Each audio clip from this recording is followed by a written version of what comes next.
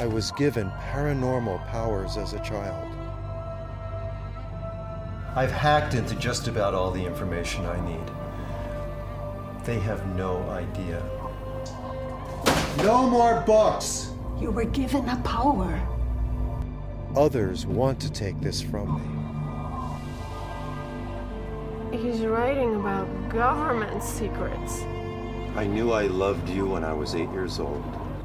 All this time, I haven't been working on my next book. I've hacked into the most secret government and corporate secrets.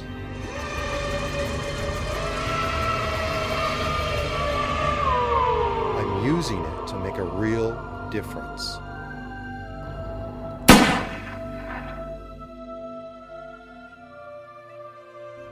And I'm going to expose them all. Should I be afraid? Should we be afraid? I'm not ready for this! I want to be honest with all of you. I've been hacking into government and corporate systems all over the country. You're going to get yourself killed. But you should be scared, because it is the truth.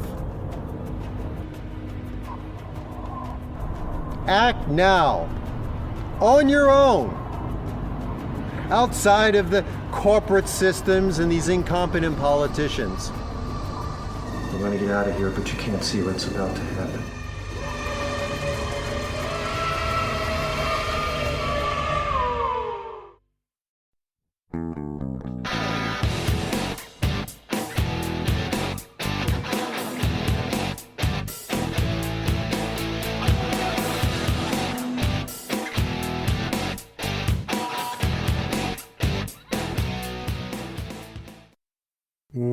Welcome to They Called Us a Movie, testing the strength of friendships one terrible movie at a time.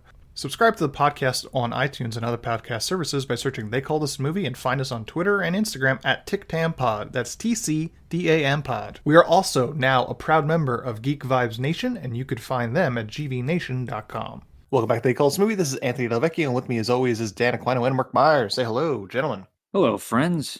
It's a magical day. You said it. It's a magical day indeed, because it's a very special day. Looking forward to this one, Ant. Well, why is it a special day, Ann? This sounds like a Passover excerpt, right? Aren't you saying, why is today unlike any other day? It's a Passover thing. But we actually have a guest today. Two guests. They've been on the show before. They're both from bingemedia.net. Please welcome back to the show, Alyx and Pete. Guys, thanks for joining us. It's a very special day. Thank you for having us. Yes, thank you for having me back on the Breen bandwagon. Special, like you said, a special time. Yes. Why don't you tell us a little bit about what's going on over at Binge Media these days? Well, we're still doing the Patreon, still doing the full binge. It's patreon.com/binge media, $5 a month. Got some exclusive shows. We do another 2 hours or so on Patreon for patrons only. That's for the binge cast. And we got some of Pete's commentaries on there. What do we got coming up, Pete? I'm doing Happy Gilmore with the Sportscast guys this week, and Explorers with Ammon, classic 80s Ethan Hawke. So those are the next two. Nice, Great. nice. Yeah, We're also doing Better Call Saul commentaries for the final season also. Very cool. Very cool. All right, cool. So as we start off each episode, we usually talk about what we've been watching this week. Guys, start with you. Have you watched anything this week that you want to talk about? Go ahead, Pete. I think my favorite show right now on TV, it's probably The Offer. I think 3 episodes are out. It's Paramount Plus. Kind of dramatized comedy making of The Godfather. Teller, Dan Fogler. That's probably my favorite show that's on right now. Yeah, that's what I was going to mention too. I just got caught up with all 3 episodes, and it's fantastic. That's cool. It's part of the excitement of the show, navigating the Paramount Plus UI. Well, I get it through dubious means. Oh, okay. It's more of that corporate government stuff. Yes. I got my own line in there, but no, I haven't used Paramount Plus to watch The Offer. I only watch it, or I only use it to watch old Ink Master episodes. So yeah, and it's pretty annoying. Yeah, I think my wife and I spent an entire weekend trying to watch The Wolf of Wall Street on it until we realized we couldn't. So we went through Amazon Prime, signed up for a free trial of Paramount Plus through Amazon Prime app just to watch it. So that shows us it's good. It's a pretty good app. Yeah, absolutely. How was the movie though? It was great. If you went through all that for a crappy movie, I mean, yeah, that really does suck. Yeah, that was her first time watching it, which she enjoyed. So that's good. That's nice. What about you guys? What about you, Dan? Have you been watching anything? I also caught up on The Offer, and I agree with our guest. Fantastic. If you are not caught up on it, I highly recommend doing so. I love the old timey Hollywood feel that it's bringing and it's showing to us. Pretty cool stuff. I also caught up on Halo. So it was a big Paramount Plus weekend for me. And man, for a series that's based. Oh, you're breaking up, Dan. Where'd you go, Dan? I guess he hated the Halo series. What he's telling us. Yep, can't even get the words out. I know. I think he dematerialized like Breen does. Dan, if you could hear us, you're probably gonna have to call back on your phone. Yeah. So we'll go to Mark. Mark. Yes. So what have you watched this week? So, as you know, a bit on this show is that I don't actually watch any movies outside of the movie we watch. I am a guy on a movie podcast that doesn't generally watch a lot of movies. But this week, I decided to watch a movie on my own and watched The Quick and the Dead from 1995, I believe. Mainly because of Sam Raimi. For those of you who don't know, he did direct that movie. I did not know until this week. First time seeing it, it's a fucking good movie. My favorite part is I have no idea how they did not make that game into some kind of arcade cabinet video game thing, because all the characters in it are just video game villains. Like, literally, it's like wrestling video game. Like, they all have some kind of gimmick and thing about them. Performances are really good. You know, it's Gene Hackman. It's at the height of the Western revival, or probably the end, pretty much. But he was in, I think, 3 Westerns around that time. I think it's Unforgiven, Geronimo, and this. Was he in Geronimo? I think so. But, they're all around the same time, basically plays the same character in most of them with a little bit. But the fun part is the cast. So for those of you that don't know, it basically was a Sharon Stone vehicle, basically her blank check after Casino. And she put together the cast. I mean, they probably got Hackman just to have another name, but she fought for Russell Crowe to be in it, his first American movie, and Leonardo DiCaprio, young Leo, pre-Titanic, I think post Romeo and Juliet, or it might be right before. If it's 95, I think that's before. Yeah.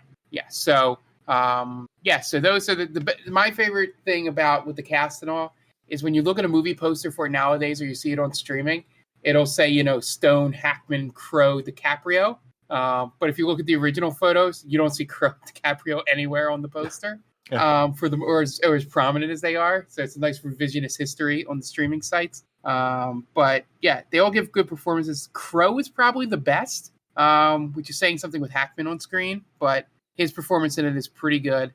There's some great character acting going on from Lance Hendrickson, who plays like a Mexican shooter who is basically just a liar. Like, he's not as good as he, says he is. Is it just the lie that he's Mexican? No, well, that too, but he might even be Mexican. I couldn't get. I just know the big thing was he shot cards in it, and apparently never killed anybody. But Keith David is in it, and chews the scenery for the 3 scenes that he is in. I think it's 3 or 4, maybe. But he's smoking one of those ridiculously long pipes, with long, and then curls up like a saxophone. And he basically has this one scene with Hackman, which is real good. But yeah, it's a fun movie. It only has really one slow moment. They cut away to Powers Booth is in it as well, Ant. Okay. So they cut away to a scene with him and Stone.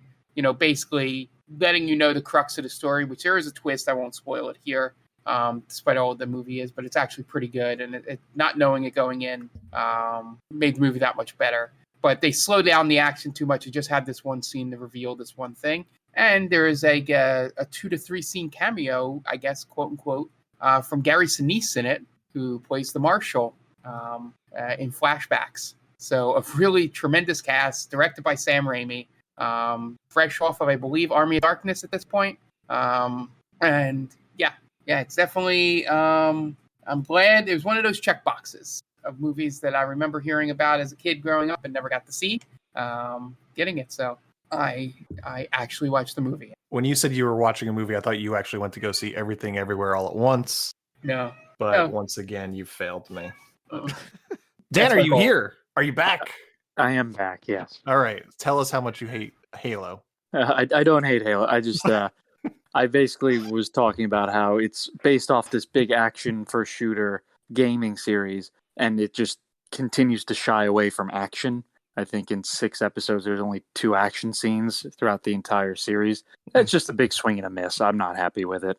It's not what you pay for, right? No, and Master Chief always takes his helmet off. He never wears his helmet. He's the anti-Mandalorian. They actually show you John Halo. Yeah, John Halo. Yep, that's what he is.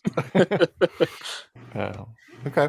As for me, I didn't watch much this week. Been busy, but we started a rewatch of Breaking Bad, or technically my rewatch. My wife, the first time she's watching it, because I told her she was watching Good Girls on Netflix, and then she got really upset that like she's watched like 4 seasons of it, and like they just up and canceled the show on NBC. It's like has no resolve to it. So I was like, this is basically like the broadcast version of Breaking Bad. So if you want something that's a little bit better, then we should watch that.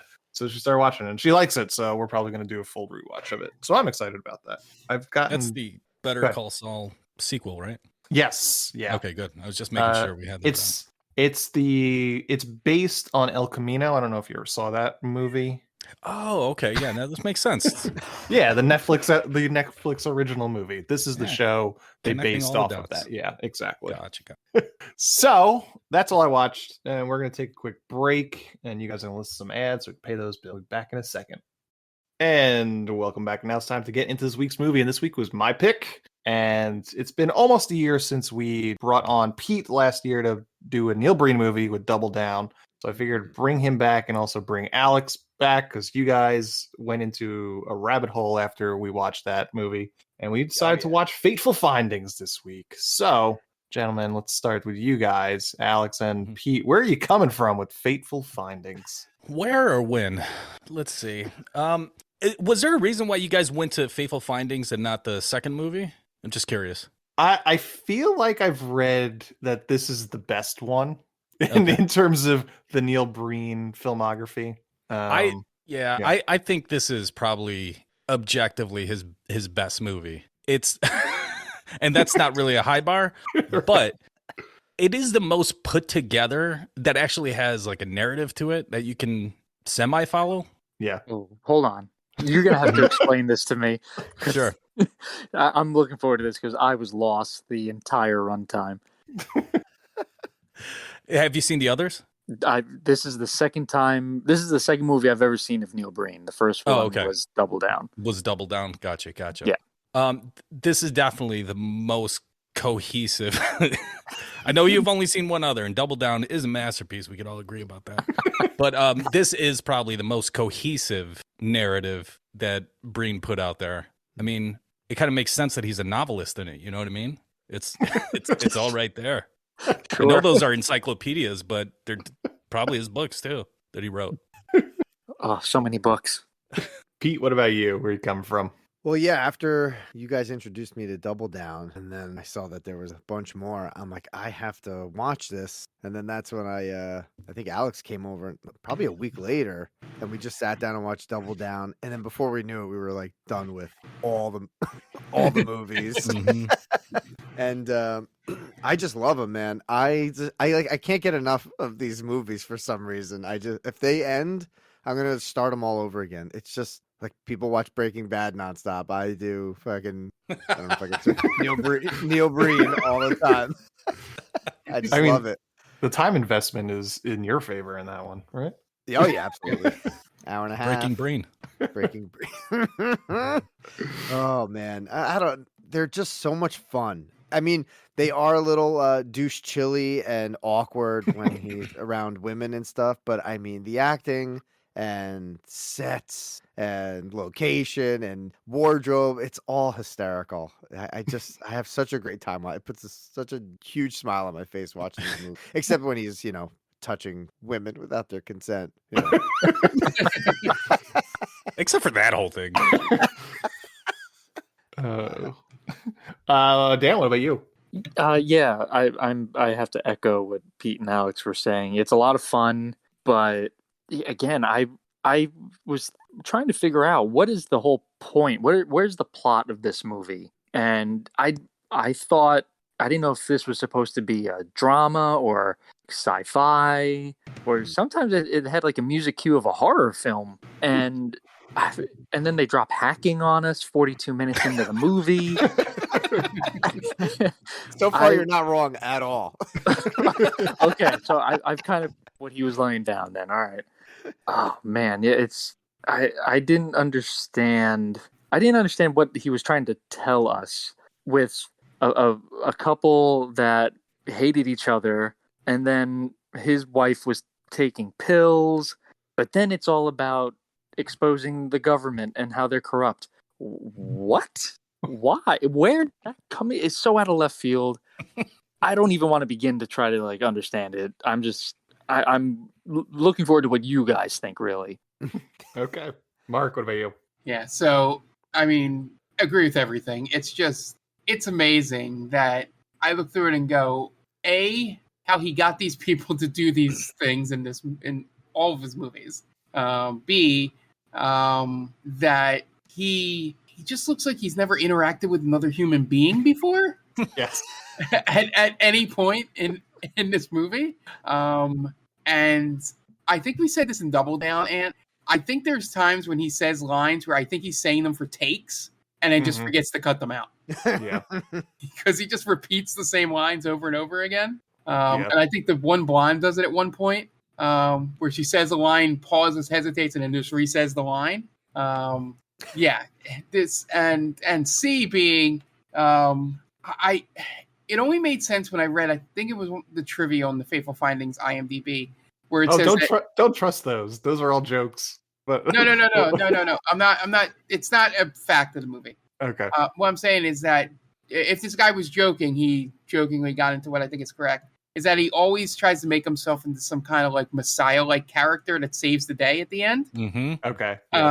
And it once you think about that, everything in most of these movies just makes sense. You're like, oh, he's doing a good guy versus bad guy thing, but he doesn't exactly know how to do that. So he's just like, all these people are bad, I'm good. The end.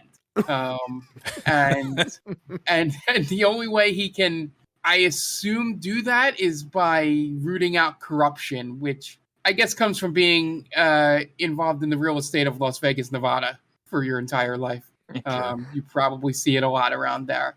And it also makes a really good filmmaker too. Yeah. You sell a couple of houses. I think I could make a movie. Yeah. And, it's a natural progression. Yeah, direct correlation. and at one point in this movie, I had two things occur to me. One, I had a flashback to our friend John's wedding when he's driving down that open road towards the rocks. Mm-hmm. Of just being on that road for so long, getting to his wedding. And two, I thought they were going to connect it to Double Down. I think I'm too sucked into Marvel multiverse stuff that when he gets out there, I thought he was going to find the invisible car or whatever was going on at that point. But nonetheless, he did not. That would have very been amazing. unfortunate. That would have made this movie so much better. Yeah. Well, there is a connecting tissue to Double Down in this movie. Neil Every laptop is turned off. Yeah. It's probably the same props, right? It has to be. Oh, absolutely. Yeah. And also he's the only person in the world that just types with the bottom row of the keyboard for everything he's talking about. I Just slams them. Yeah. I rewound the beginning of this movie when he gets hit by the Rolls Royce. Oh yeah. Oh, it's so good. I rewound it 4 times. I needed to watch it 4 times. It was so good. I also like that opening part too, when all the people are gathered around and he's just filming the feet. but they're all right next to each other as if they're Yes. all just like shoulder to shoulder, just staring at his bloody body. And there's that- they linger on the camera work lingers far too long in most shots. But It is good. You're right. Oh, my bad. No, sorry. Sure. When David Lynch does it, it's not a problem. But when Neil Breen does it, yeah, that's where I have. an suddenly issue. he doesn't understand pacing. Well, so also the budget went to all the cars in this movie. I'm assuming, right? You got a Rolls Royce, and then you got like a Ferrari. It's Yes. ridiculous. But in the Rolls Royce, the camera stays on this woman's legs for quite a while. Like, they're telling us, oh, this person is going to be important. I'm with you 100% on this. Zero payoff. we never know who was in that car. Because she reaches for the stone, Okay. and then Breen picks up the stone after he got hit. So it's almost like, oh, who is this girl and why does she want that stone? Did he get hit on purpose? Were they trying to steal that from him? And Go. nothing of that. I thought too hard about it. What is the stone? It's like an infinity stone, I guess. It gives him the It's powers. It gives him hacking powers, from what I could discern. Oh my god! Right? Because he talks to that old lady for some reason. She tells him that he was given a gift, and he says From the that- mushroom. Yeah, Jesus. and I guess that his gift is to root out corporate, international, and national secrets. Can you imagine getting that from a goddamn mushroom? I can, but not in the way he does. And he can walk through doors. Yeah, you can as just well. bamf through. Yeah. Yeah, Oh my God. And how long are those fades, by the way? Oh, they go on and on. I think about like not even just the fades, but like some of the shots, like you were talking about, go on a little too long. And this is like an hour and 40-minute movie. Yeah. What if those were all shortened? Like So, he's like- stretching this out for runtime. Nice 80-minute movie. Yeah. Mhm. Right. Golden ratio.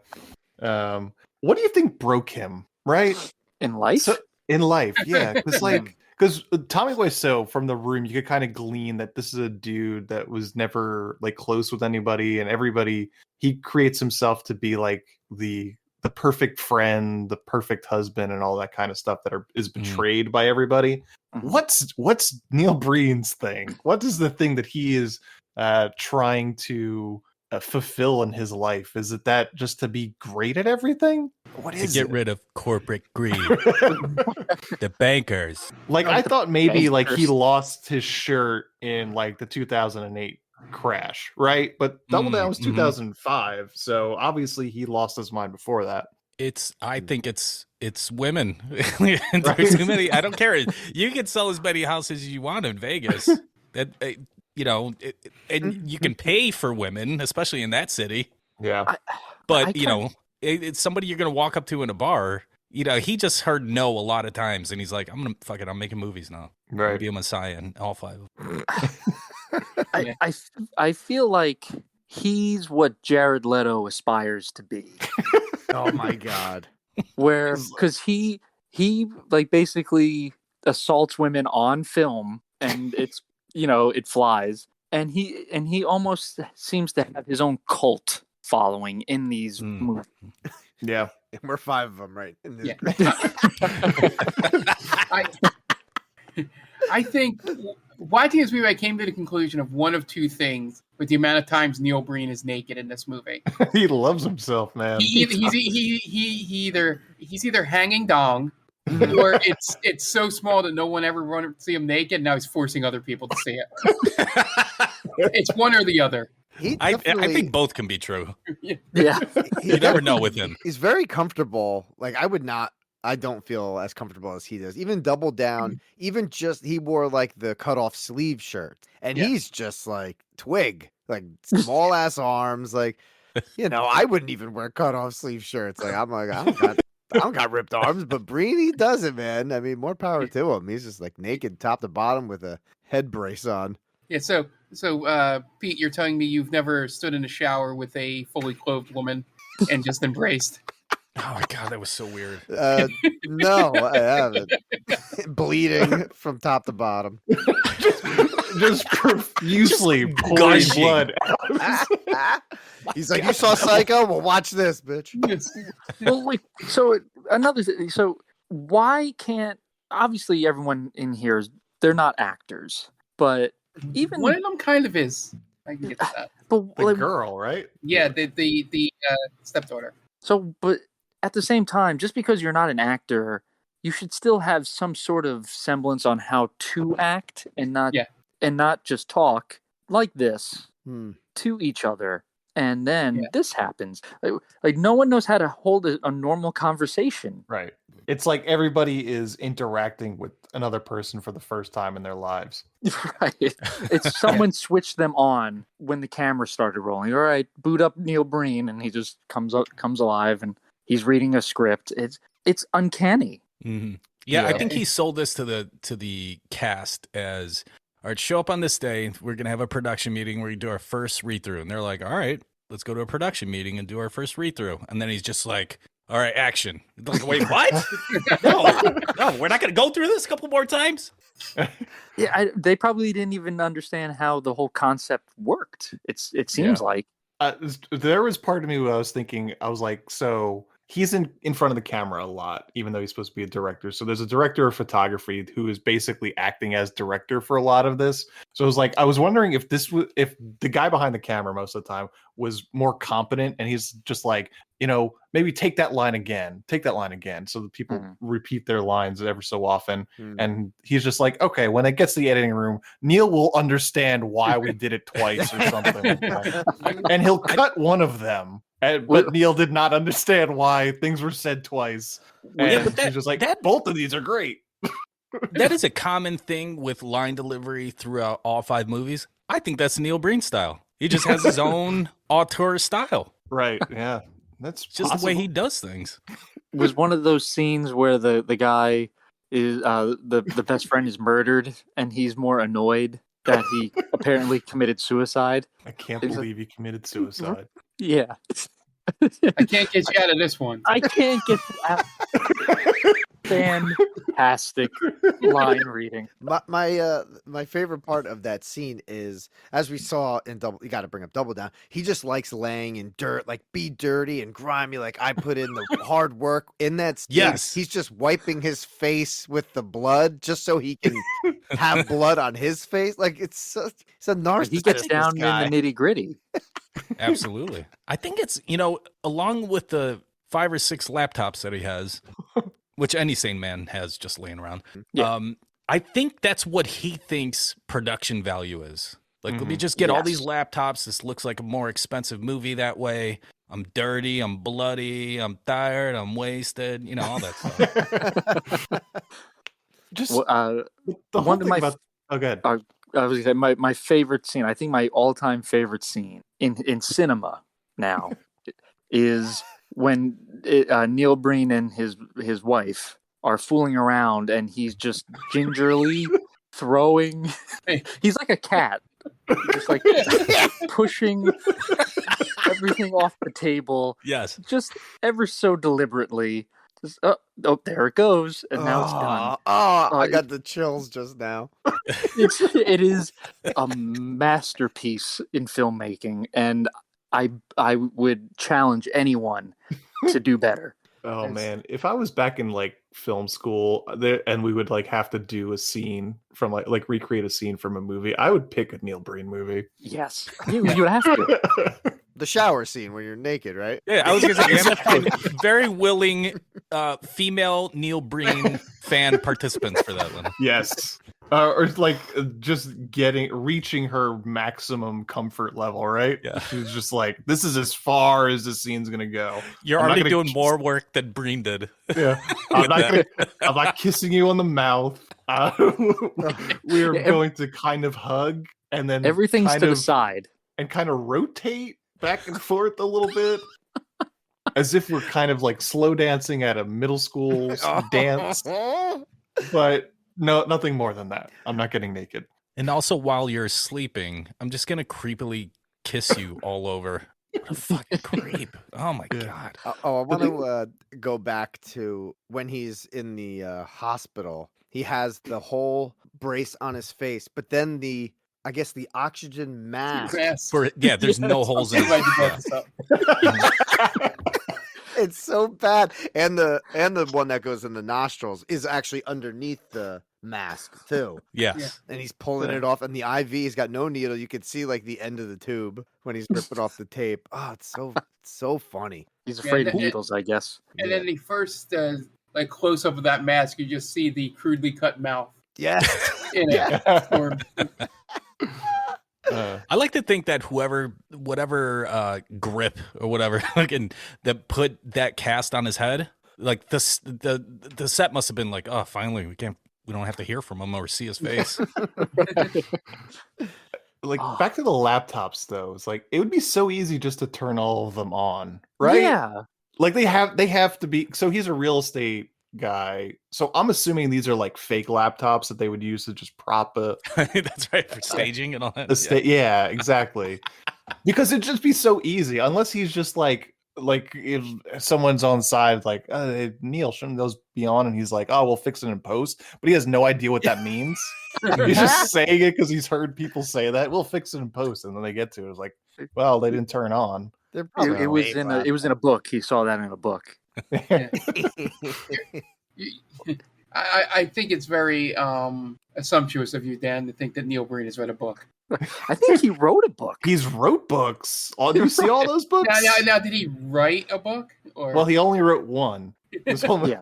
Well, that's the other thing. Like he's talking about how he's a computer engineer who's writing a book as if it's beneath him. Like I'm sure that's computer right. engineers. I got a master's degree. That's right. And I'm writing books.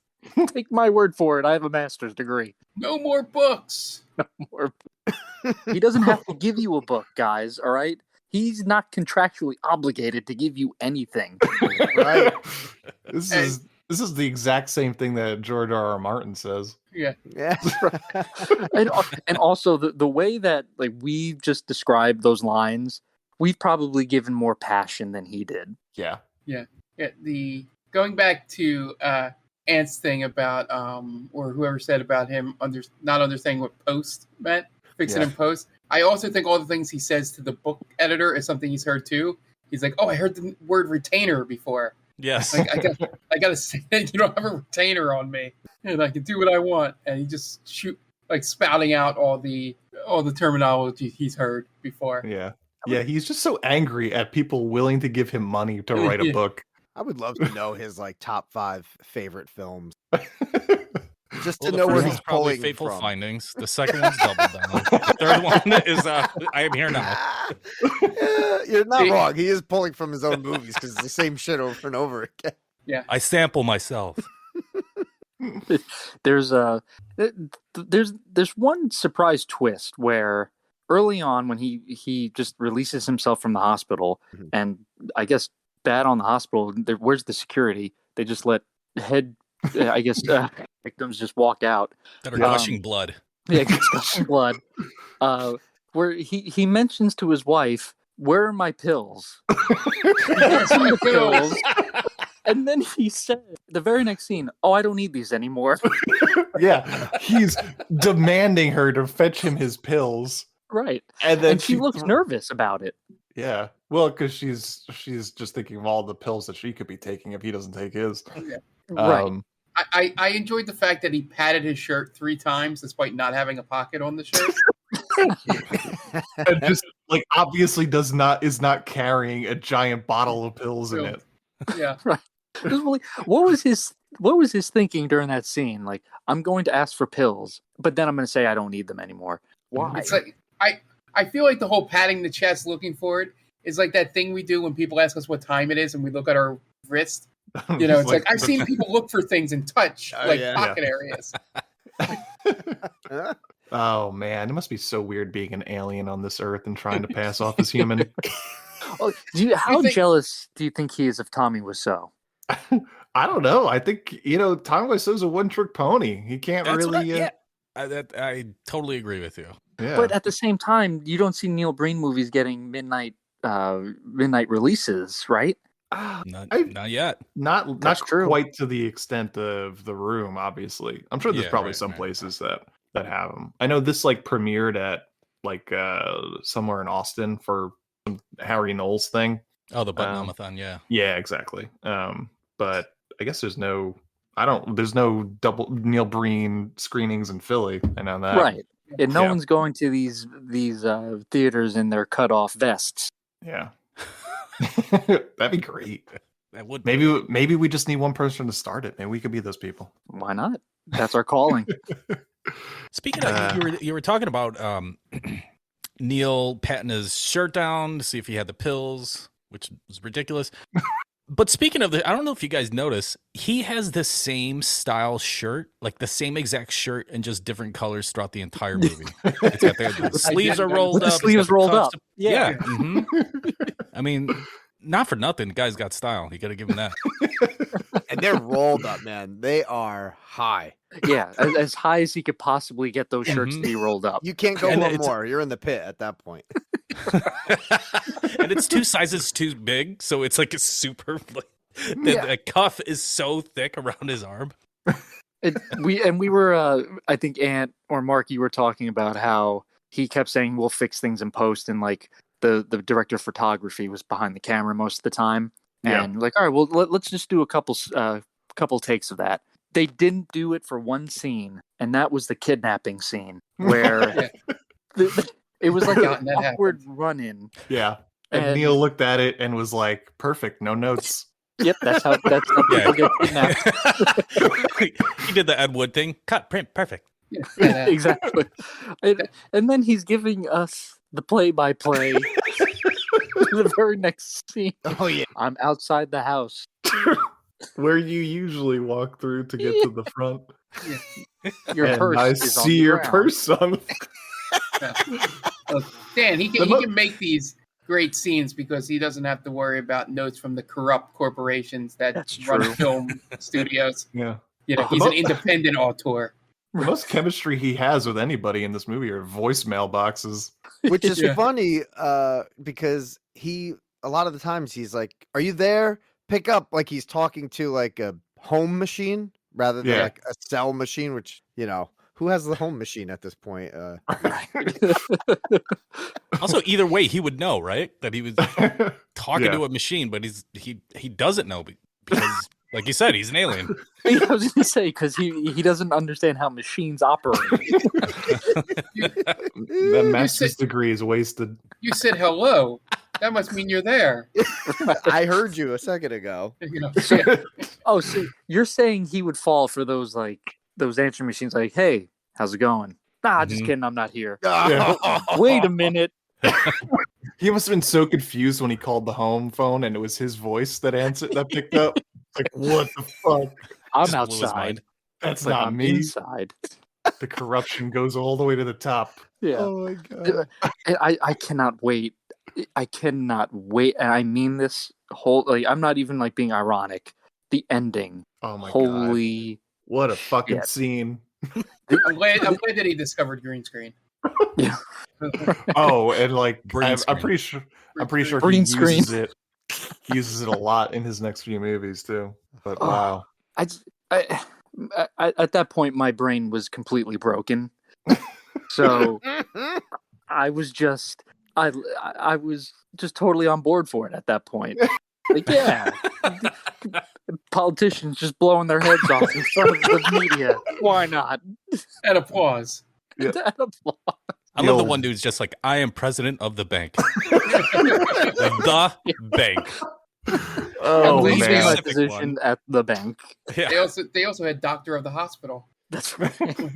Oh, those corrupt God. hospitals. Oh man. And they're all just shooting each other with themselves in front of everybody. No one's reacting to it at all. Mm. Right. And they don't even know how to hold the gun. Like, they bring the Yeah. gun up very awkwardly to their heads. Like, Because are one you guy- sure you want me to do this, Neil? They're, Yeah. they're looking at Neil off camera going, really? Is this a real gun, Neil? It's Yes, not loaded, shoot right, Neil? Oh, God. It feels heavy, Neil. Are you sure this isn't loaded? Trust me, it's for the art. Right. And his reaction shots in that scene are frightening. They are. These smiles, right? He's He's so smiling, that weird, not completely understanding what a smile is. Smile, Ah? just like, this is my plan. It's all coming together. Real quick, that is weird. what do you think Neil Breen's doing right now? I hope Working on he's his- making a sequel for Twisted Pair, Right? That's on the docket, right? That's the next one. supposedly. Oh, Yeah. Man, just a day in the life of Neil Breen must be fascinating. I would just love to talk. Like, I'm assuming he has nobody in like a close circle of friends, but if there is, man, would I love to pick their brains. Like, what is Neil like? Because you're not going to get a straight answer from Neil, right? But No, to he's gonna people bullshit that you. like consider him a friend, like, what the fuck? Right. Is you- Well, what do you get out of that friendship? It's like, have you bottomed out of every other relationship you've ever had, and you're stuck with Neil Breen? It's like befriending the weird guy on the subway, right? Like, nobody wants to be. But with a way better filmography Right, yeah. and better hair too. You gotta Incredible love hair. that Neil Breen soy sauce hair. Can one of you guys? I'm hoping one of you guys can explain to me what the the little fart thing is that goes across the screen Oh. every now and then. It's a What is that? ghost. Is it a ghost? So, I don't know. What's the fart? Who's the guy with the dress shoes? The Oh, woman yeah. woman in the Mhm. Rolls Royce. yeah, I Who think knows the what any of little- this? Who's I the think old lady? The shoe guy is the government. yeah. Oh, so that's the stand-in for the government. But the government also has the powers to materialize on the other side of doors. Oh, you're right. I forgot Well, about that. So when Neil goes to save the love interest, Leah. the doctor, The Leah. 20 Doctor of the the girl hospital. that's 20 years younger than him, but also the same age as him. Right. And how many points would this be on the chisel scale? Oh my god. I mean, Neil Breen out cages Nick Cage, so Oh, yeah, it's through the roof. ridiculous. Well, so when he goes to save Leah in that, I think it's what is it? It's It's like not. a horse trailer. It's a trailer, right? Yeah. Yeah. I think it's a So- storage unit, right? Is he? But they're at the storage facility, but the dude falls asleep in front, like the guy that's kidnapping her. Oh, yes, yes. Just takes a nap at 2:00 in the afternoon. Yeah, Wow. well, kidnapping is, Yeah, it's a lot of very work, high. man. He took it way too literally. You're right. I think he sniffed some of that chloroform. He did. He also didn't change his outfit either. He's just like, I just kidnapped this bitch. What am I gonna do? Take a nap? Sounds good. Yeah. My you work know- here is done. You know those great kidnapper plans where they write out the exact address and location of where the kidnapping victim is going. Oh yeah, and just hang out in broad daylight. Absolutely.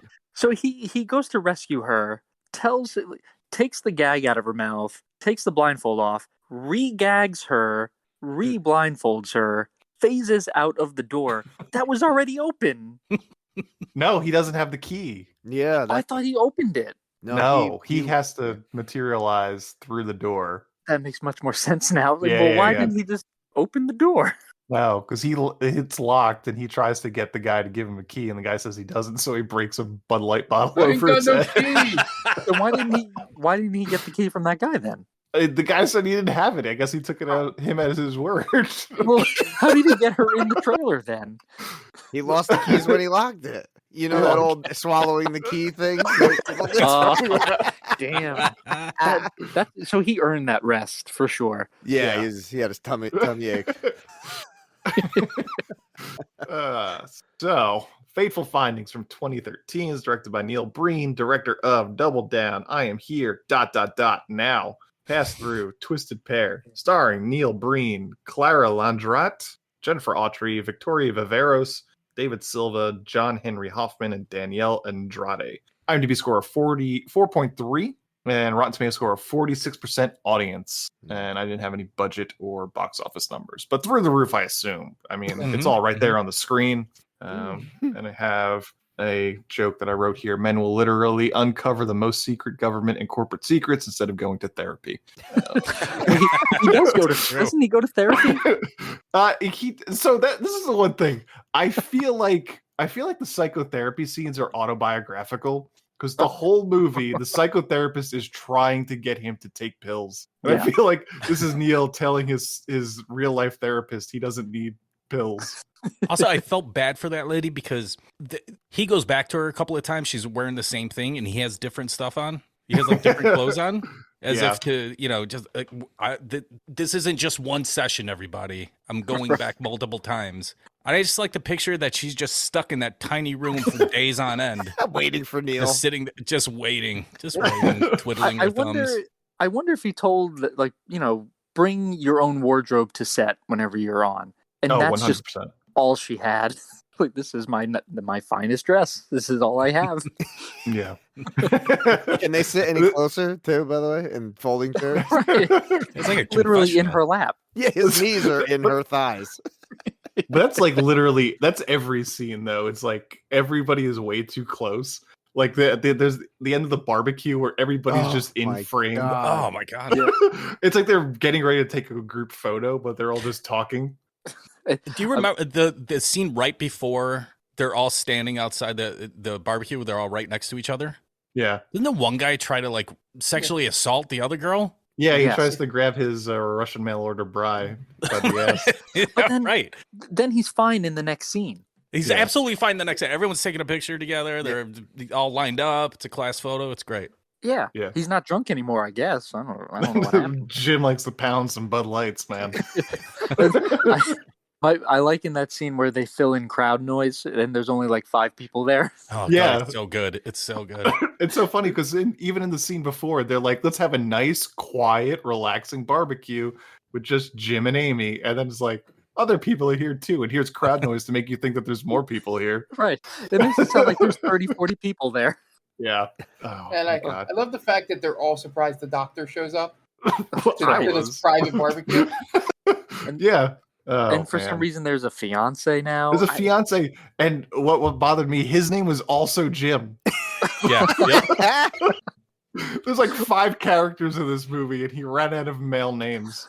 It's like, oh fuck. The reveal to each other's character that they are, longtime friends from when they were kids isn't what you think it would be. It was just like, I thought it was you. It was just kind of that's you. Yeah. Oh, that's you.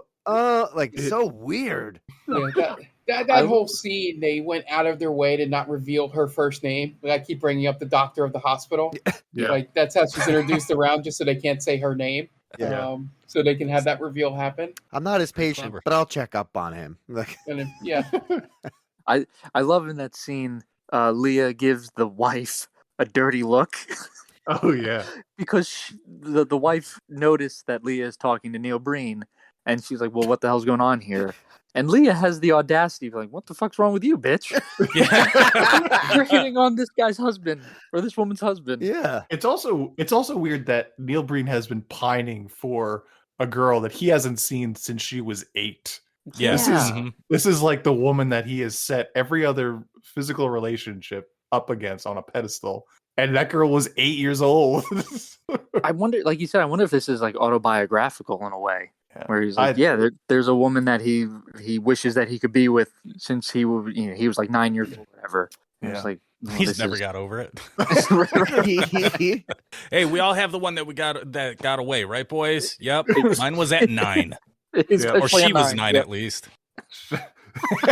Which is also, that scene is also pretty funny. We're like, don't worry, the airplane's not going to leave without us. They will. They'll fucking leave. Like, that's a good scene too.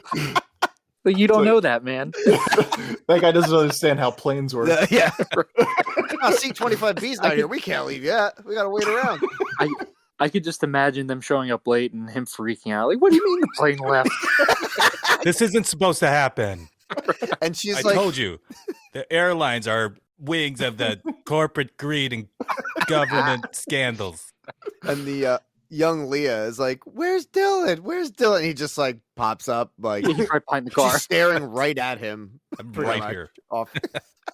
And again, the humans not knowing how to show emotion, the way they wave to each other, it's almost like they don't they've never learned how to wave before.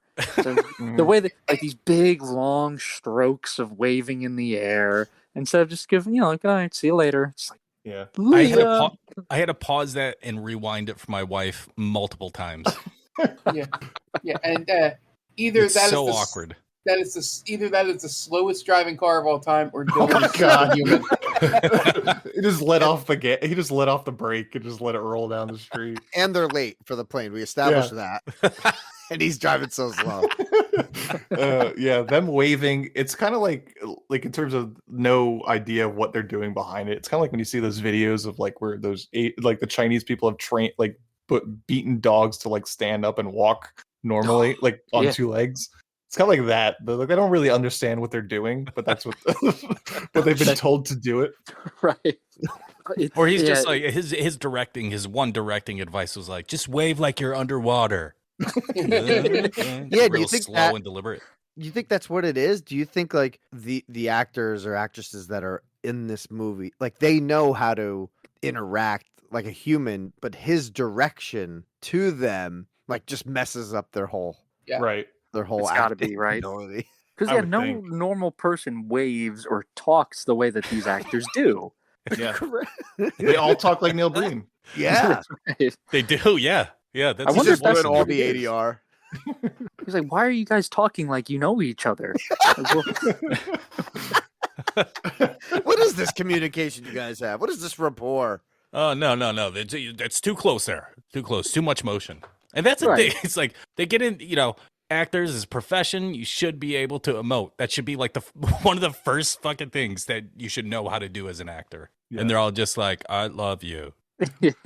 I can't take seeing you like this anymore. I hate when you're in pain. Oh yeah, it sounds like it.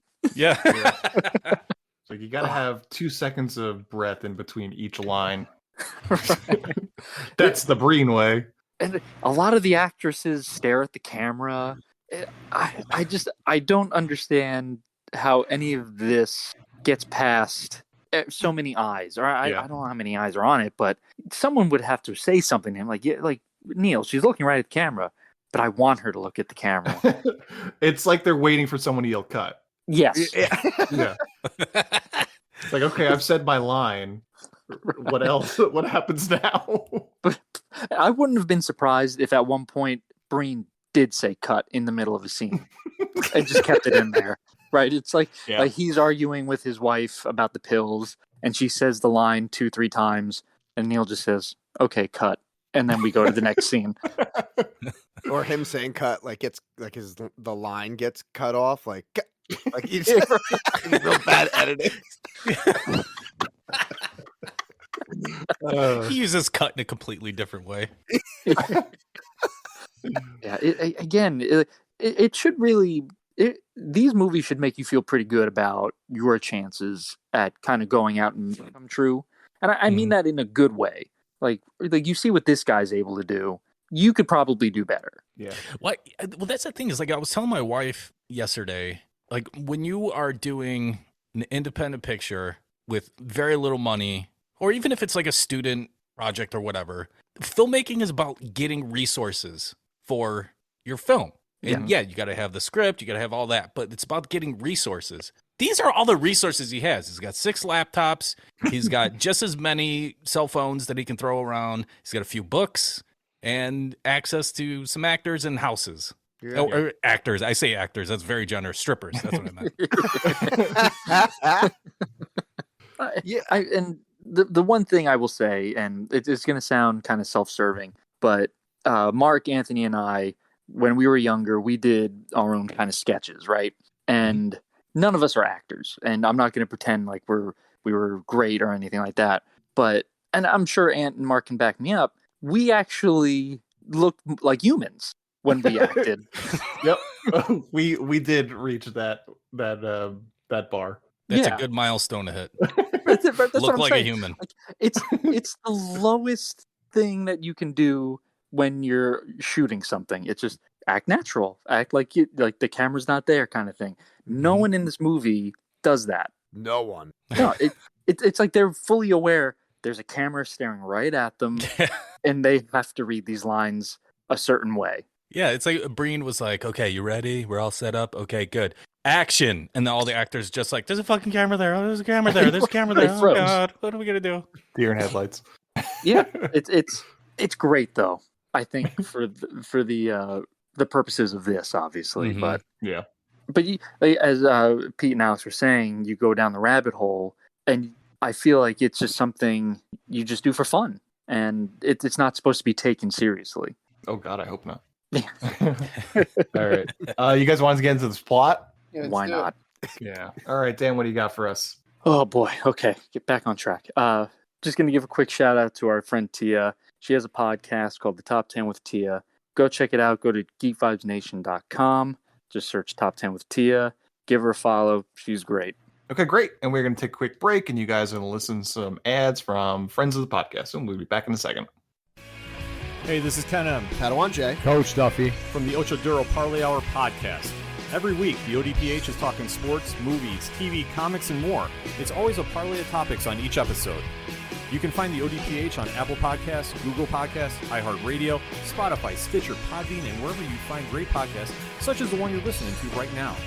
Don't forget to check out OchoDuroParlayHour.com, where you can find the links to all of the ODPH social media accounts, links to the bands whose music you hear each week on the show, hashtag 607 podcast info, and parlay points, our companion blog section of the show.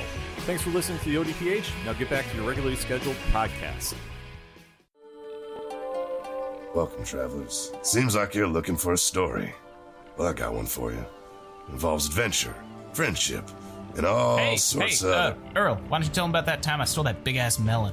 Yeah, I was going for more... Or you could epic. tell him about the time I kicked her ass, Earl. I wouldn't ever tell them. Do I need to get my ref gear on? Okay, everyone, shut up. Now come with me as I tell you a story from afar. Hey everybody, my name's David. I'm the DM for From Afar Podcast. From Afar Podcast is all about four friends separated by distance, but brought together by adventure. Hope you all stop by and give us a listen. Thanks. And welcome back. Now it's time to get into the plot for Fateful Findings. We open and we see some sort of large book on a pedestal in some random ass storage facility. And then we cut to two kids, a boy and a girl, walking in the forest until they come across a mushroom, which then turns into a jewelry box that carries a single black stone in it. And it's a magical day, which Leah says twice, and then writes it down in her notebook, just so we're all very clear about this magical day. And then we immediately cut to Leah and her parents getting out of Dodge, like people are after them. And her mom says they're going to be late for their flight, but her dad says the plane won't leave without them, and I'm not sure he knows how planes work. Nope. Then Leah and Dylan have a very dramatic wave goodbye. And And little known fact, Leah's dad, Sammy the Bull. it's probably, that's the way they were leaving. Like, oh man, my cover's blown. And Neil Breen, as an adult, Dylan comes into VO saying he never saw or heard from Leah again, as if telephones don't exist. Yeah. Speaking of telephones, it's now present day, and Dylan and his wife, Emily, talk to each other on the phone, made up entirely of one-sided conversations, if that makes any sense. And Neil Breen walks. You never see Neil Breen answering, right? No. It's just the wife talking, and it's just a wide-angle shot of him on the phone. Yeah. That's right. I remember that now. I don't know why they couldn't just have him answering. Like, he's talking, but you don't hear any of the audio, and it just seems like they just forgot to put it in. Unbelievable. that sets the tone. So Neil Breen walks around in his new human skin for a bit, then drops his phone in the middle of the street and gets absolutely annihilated by Rolls Royce. I will say, not bad in terms of that effect. The bar is super low, but him getting just crushed by that Rolls Royce, it totally works. I'm with so you. Good. I was expecting him it to be like Poochie getting pulled out of frame, where he gets hit and it's just the cell being dragged to the right. Yeah. And then his Russian mail order wife trying to talk to him over the phone the whole time. A woman gets out of the back of the Rolls, and we only see her legs as the crowd gathers around Dylan to stand around in their ill-fitting jeans. Everybody had just terrible jeans in this scene. Little known fact, Quentin Tarantino was the second unit director on this movie. Oh yeah, he shot the fuck out of those legs and those pumps, and everybody just simply stares at Dylan lying on the ground, his face bloodied. And the woman from the Rolls, okay. if I knew what kind of movie this, if I didn't know what Neil Breen was, I would assume by the end of this movie, the girl walking out of the rolls was the friend, the wife. Mm-hmm. You know, that could play. Yep. Not it's the other one that's in that kind of Amy, in that kind of abusive relationship that's going on there. But that would have been like the twist. Would have been. But then I remembered it's a Neil Breen movie. It can't be a twist that doesn't involve Neil Breen. So. I like the while we're at this scene, the one guy who's like, I saw it's the Rolls Royce. He I'm a did. witness. Like, the car's still there. No one left. It's like, this is not a hit and run at all. No. The person they did exactly what they're supposed to do in that situation. Yeah. When you're giving a statement about an accident to the police, you make sure it's in that statement that you say, "I'm a witness."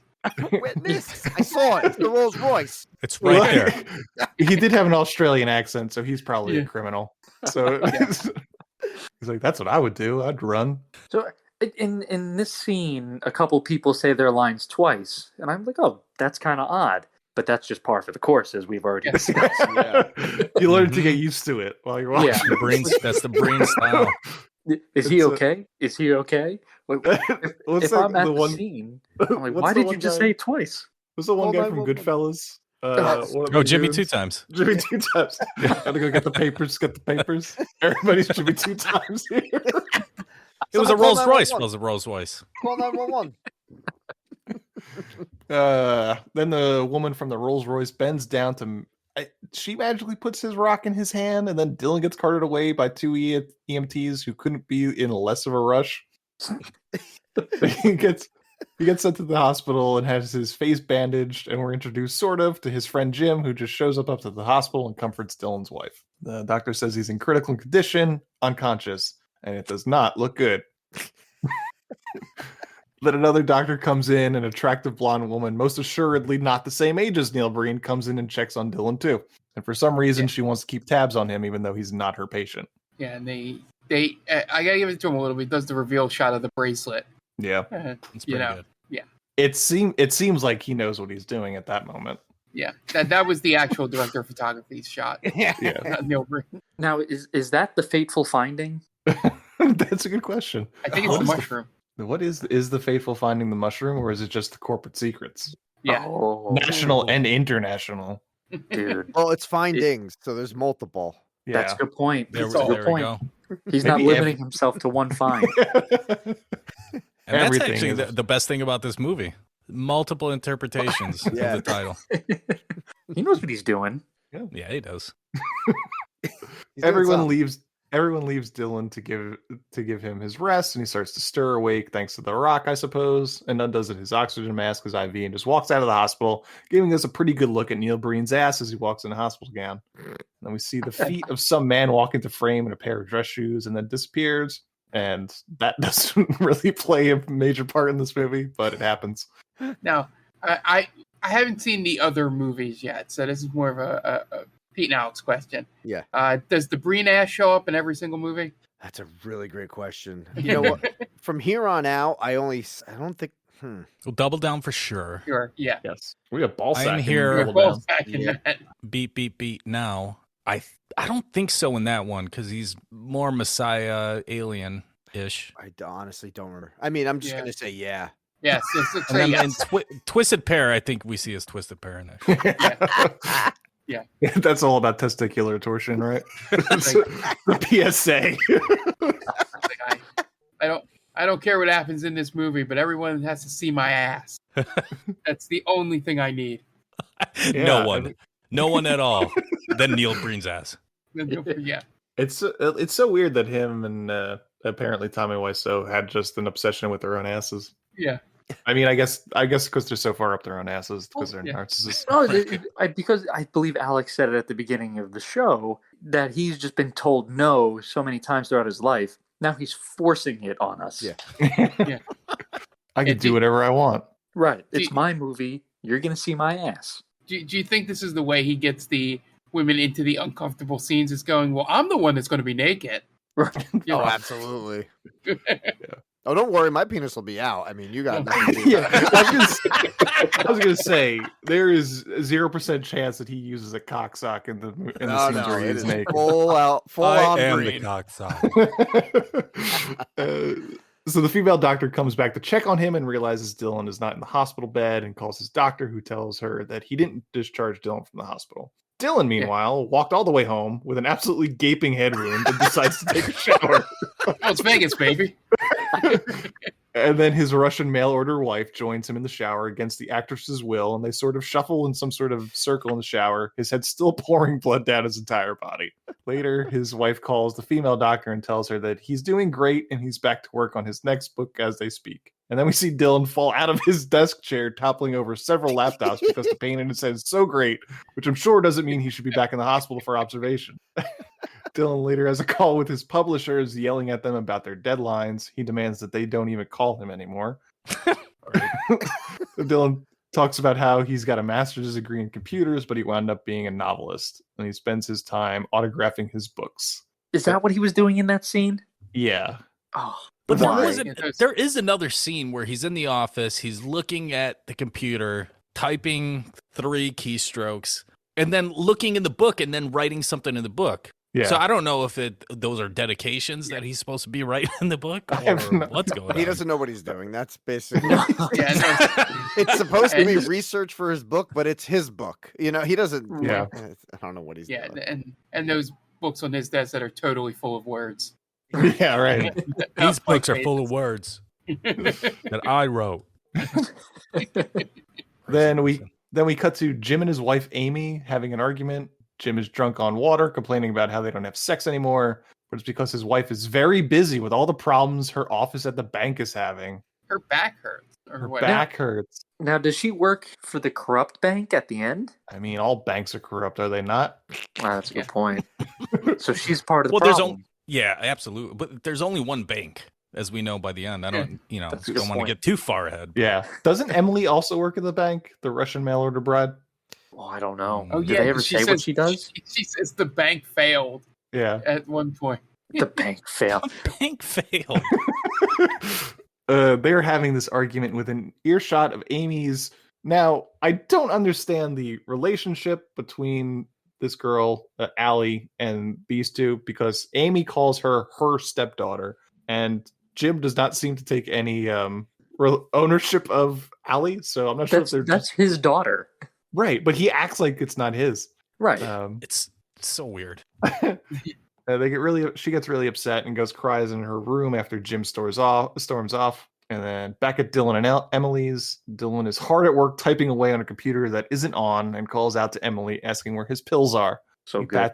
He pats his pockets as if they'd be there, but Emily just grabs them for him from the medicine cabinet and helps herself to a little too while she's at it. So after he makes a whole big deal about his pills, she tosses them to him from off screen, maybe because they couldn't get the actress on set that day. And then he immediately decides he's done with the pills and then gets his ass up out of the chair to flush them down the toilet. Then his Russian mail order wife fishes them out of the toilet. And then No flush. Then they're gonna go right in her He mouth. throws them in there. Well, leaves yeah, them what, at do the you think they were bottom. just going to disappear? Yeah, it's just like nature will take care of this, as it always does. And then she just scoops him out with her dirty hands. And honestly, she looks more comfortable fishing in the toilet than she did taking a shower with a naked Neil Breen, which I totally get. Dylan then passes out at his desk with the rock in his hand, and he dreams that he is in Neil Breen's garage with garbage bags covering the walls. And of course, he's naked. That scene is so good. When he wakes up and spills the coffee. Oh my god! I think that's the next time he passes out.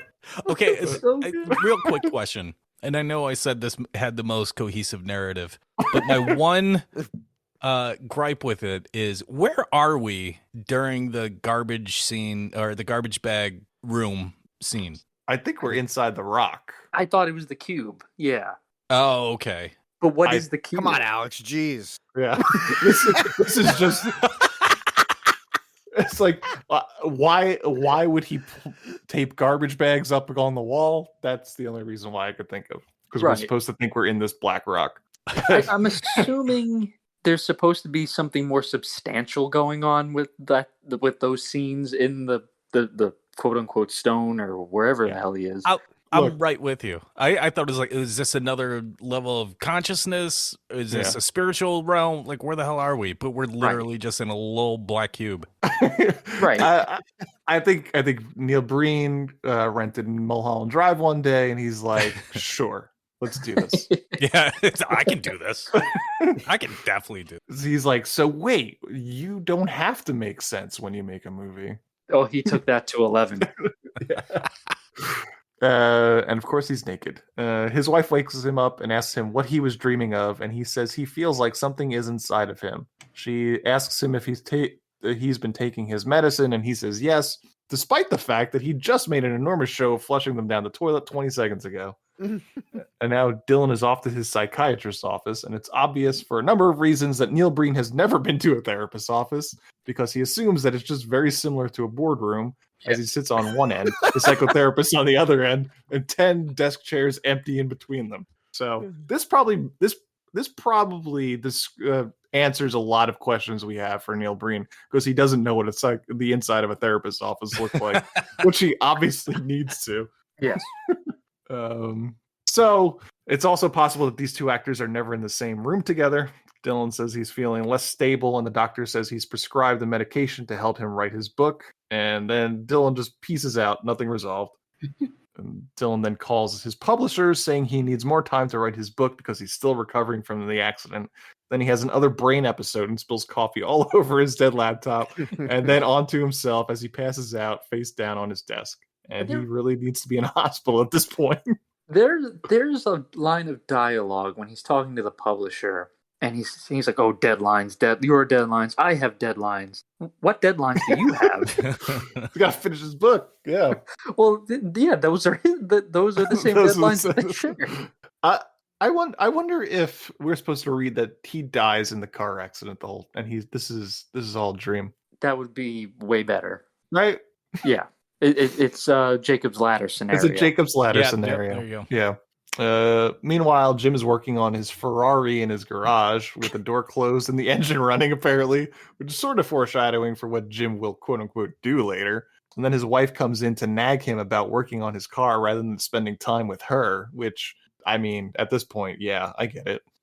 She turned him down. Yeah. And then she's like, "You don't want to spend time with me?" Real naggy. Yeah. Women, right? Yep. Then later, Emily calls Amy to invite her, Jim, and their daughter over for dinner. And then just like that, this group of aliens inhabiting the skin of their hosts sit around a table with no food on the table or in their plates, acting like someone is going to come in and serve them. I'm doing a report on elephants. Tell me about your report. He doesn't want to hear about your report. I'm leaving. Like, what is going on here? Actually, I do want to hear about this report. Ooh, he gives Jim a dirty look. Yeah. He's like, you mind your own goddamn business, Jim. I'm going to get in this girl's pants. I'm going to hear about this elephant report. I'll give you shit. I don't care what I have to do. I know a thing or two about elephants. They have trunks. Let me show you something. Oh. They got the long trunks. And I also think that's probably one of the things that Breen heard at either in a Mulholland Drive director's commentary or at some filmmaking conference, is that conflict is good. Mm-hmm. Yes. In scenes or stories or movies or whatever, because that dinner scene with no food on the table or anything, like Pete said, it's like, do you want to hear about the elephants? No. And then all of a sudden there's a fight. It's like, what? No, you have to lead up. There's at least 3 or 4 more things going on before you lead up to the conflict. And he just didn't seem to get that. And there's no resolution to that conflict. No. Everything's fine the next scene. Yeah. Another insight into the mind of Breen. Just create conflict without any idea of what a resolution should be. Right. Right. Well, this is how life works, right? People get angry and then everything's fine afterwards. There's no... Yeah, you yell at them and then you just walk away, right? Good. Right. Cut, print, perfect. That's life. So Emily shares some wine with Amy while Jim and Dylan just pound some Bud Lights like real American human beings would do, according to those commercials Neil Breen has seen at least once before. And everyone just marvels over how great Dylan seems to be doing, other than the constant fainting spells he seems to be having. And then Jim gets drunk enough to knock over his Bud Light, and then no one cleans it up. He's so blasé about it. And then he's just like, I spilled that. Let's get some wine in me instead. And then Allie tries to talk to Dylan about a school project, and Jim just basically tells her to shut up and gets upset and excuses herself from the table. The real daughter, though. They're the real dad, Yeah. Yeah, he treats her like that's his stepdaughter. Yeah. Bizarre. Dylan then says he's not feeling very well, and then the scene just ends. Oh, real quick. I thought that was going to a dark place where the daughter leaves, and then Neil Breen says, "Oh, I don't feel well." Yeah. And then he's going to go follow the daughter. Yeah. Mm-hmm. I've seen that porn too. You're just missing the cutaway to the daughter like hiding behind like the wall, kind of like, yeah, come over here. Yeah. Oh, all of a sudden I have a bad headache. See, a great director just, like he gives you the idea. He doesn't necessarily have to show it. He'll give you the idea of what happens. Right. That's true. Yeah. Sometimes you just have to show, don't tell. It's like jazz. It's all about the notes you don't play. Exactly. Yeah. And he's a master musician. He does do the music for this music. I'm sure he does. And then we cut to Dylan getting very angry about how much work he has to do, throwing papers and pens all over his office. But instead of writing his book, Dylan drops a bomb on the audience out of nowhere, telling us that he's going to continue to hack into the government systems to see what he could find. 42 minutes into the movie. That's the plot all of a sudden. Yeah. And we're basically watching George R.R. Martin do everything besides finish The Winds of Winter. Because he knows there's corruption going on. And then we cut to a possible post-coital Amy and Jim sleeping in bed like they're about to get massages. Jim tries to talk to his wife, but she rolls over to ignore him as they're both trying to get some sleep, what seems to be about 7:30 p.m., judging by the light coming in through the window. Mm-hmm.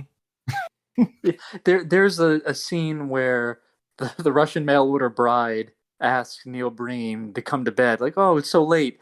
There's sunlight coming through the window. Yeah, absolutely. Yeah, there are some scenes where it's like they've lit it to make it look like golden hour, which is commendable. They're like, oh, you guys tried. You put in an effort. But the whole problem is those scenes are supposed to take place at night. They don't take advantage of that. Absolutely. There's some intention there. But they don't deliver. Place. Yeah. All of that effort for nothing. Exactly. Then a drugged up Emily talks on the phone to maybe Dylan's psychiatrist to tell whoever is on the other end that Dylan stopped taking his medication, and then asks for the plug to hook her up with some pills. And Dylan has another meeting with his psychotherapist, who is still trying to push pills at Dylan, and then Dylan and his wife argue over her pill addiction. And there's some lines in the scene that just made me laugh. Your pill taking for pain relief has gotten out of control was one of them. I just couldn't stop laughing. Oh. And he tries to get her to go to rehab, and she says no. And then out of nowhere, Dylan starts tapping away on his laptop, telling her he really has to get some work done.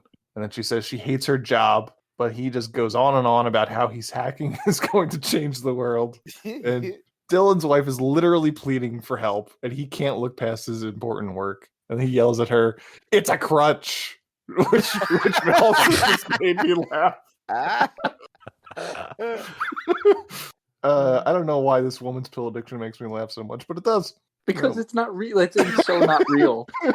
And then we cut to his office, and his wife says she's done talking. And he pulls her close to him, and he says, "Oh, really?" And just starts to throw shit around on the ground, including his laptops that aren't on, and it's papers in the air with no regard for the potential paper cuts they might cause. No. I mean, the laptops in this film take a beating. They take a real beating. In this. One of them breaks, it looks like. Yeah, I think I read somewhere that he accidentally cracked one of the screens. Oh, he must have been in the worst mood after that. Yeah, probably. Well, the next movie, the fourth movie, there's one less laptop than there was in this movie. Oh man, and I think we talked about how he's just like pushing the laptops off the desk like he's a cat. Yeah. Yeah. But he does Again- have a humanistic smile in this scene, though. Yeah, it seems like he's trying to be playful. It's like, oh, Yeah. this is what people do. I'm experiencing this thing you call joy. This is Neil. This is playful Neil. I almost feel like he's actually flirting with the actress Yes. in real Yeah, time in mhm. this scene. Like, look how much fun we're having. We're gonna bang after this scene. Like, Mhm. you're gross, dude. Like, Oh, just- big time. oh, so uncomfortable. He's like, look, I'm throwing papers. Are you in love with me yet? I'm really. And the furthest he goes with a woman is he only shows the shoulders. He just takes. There's a lot of side boob in this movie. Well, Well, especially from him too. I know the was it Amy is her name? Yeah, the Jim's wife. Jim's wife. She shows the most side boob, and he Yeah. did that on purpose Mm-hmm. for sure. He knew what he was working with there, and everyone else, like the Russian mail order bride and Leah, they just show their shoulders. Like he only playfully takes off the shoulder straps. Yeah, I feel like the scene with Leah in the park, I feel like they were meant to frame it so it looked like she took off her shirt and she didn't have her shirt just off the shoulders. That makes Yes. sense. But they just were incompetent. Now, the scene where they're throwing the papers, that turns into the shirt ripping, right? That's Yes, they start ripping each other's clothes off, literally. And Yeah. then my favorite part is so Neil's on the left side of the screen and Oh, yes. Emily's on the right side of the screen, and then they have that Absolutely. shot of the feet, which Yes. they flip. He's got the small painted toes feet. The way it's framed, he's got that. And also, when it cuts back to him, his shirt ripped just exposes his nipple. Yeah, that's right. It's so strange. What a weird choice. I think like maybe he sees himself as like an action hero, and like Arnold Schwarzenegger or Stallone, sometimes their shirt would rip and only like not like the full chest is out. Oh, but, right. like, Yeah. you only see a little bit, so maybe that's what he thinks 100%. he is. 100%. It's too hot to show both nips. The world can't handle it. They're already dealing with corporate greed and government scandals. They can't handle it. And on her shirt, you could see like the pre-scissor cuts on Yeah. Oh, yeah. on one of them where he could have ripped, but they didn't get to that. Yeah. Yes, like late career Hulk Hogan. I feel like if I did that to my wife, she'd be like super pissed. If like I just ripped her shirt. Like what the fuck, man? What's this doing? Well, you're buying me a new one. Right. And it just ruins the mood. Yeah, just tell her you're on pills and you got a problem. I'll tell you, you're a corporate greed hacker. It just makes you so mad. I can't contain my rage. The banks. The banks. The bank. He goes back to the therapist's office and talks to a random old lady who talks to him about how he was given a power, but he needs to be careful because they will harm him. She says, they want what you have. Then Dylan goes home and looks in the mirror, but his reflection stays in the mirror after he walks away. That doesn't come back ever again. Then Amy, Jim's wife, starts taking pills, yelling every single one of her lines at Jim. And they talk about nothing really, just being mad at each other. So Jim storms off saying he's going to go for some air. And then the mysterious man with dress shoes bamps into someone's house. We don't know where he is or who he is, but he's just there. And Emily tries to get Dylan to come to bed because it's late, quote unquote, despite the afternoon sun peeking through the blinds. And he tells her, you need to go away now. Later, he comes to the living room and apologizes for turning her away, and she accuses him of having an affair. And he denies it, then does some weird shifty eye move, and then tells her that he's been hacking into secret government files, and he's going to expose everyone's secrets. I'm so glad you brought that up. When he says that there's no other woman, and then again, the camera lingers on him too long. Yeah. He might be looking at like the director of photography. Like, but it makes him look so guilty. It's like, is he hiding something that we don't know at this point? Holy shit. And now the mysterious book is in Neil Breen's garage against the trash bag backdrop, and a naked Dylan opens it. And later, Emily convinces Dylan to invite Jim and Amy over for a barbecue. Emphasis on a nice, quiet, laid-back barbecue. But then we cut to the actual barbecue, and they've invited the female doctor over with her fiance, who's also named Jim, and they use the same audio twice. Yeah, my favorite part is is that they decided to shoot on the side of the pool that you could only fit 2 people. Yes. So they have to all shimmy by each other. Yeah. And it's the doctor from the hospital. And she also introduces Jim twice, too. And then the doctor then drops her notebook out of her pocket. I don't want to hear about how women don't have good pockets anymore because this chick is carrying around a college notebook for 20 years. Full-size notebook that she just stashes in her front pocket everywhere she goes for good luck, quote unquote. And there's literally only one thing written in it after all these years, and it's a magical day. And Dylan just can't believe it's her, Leah.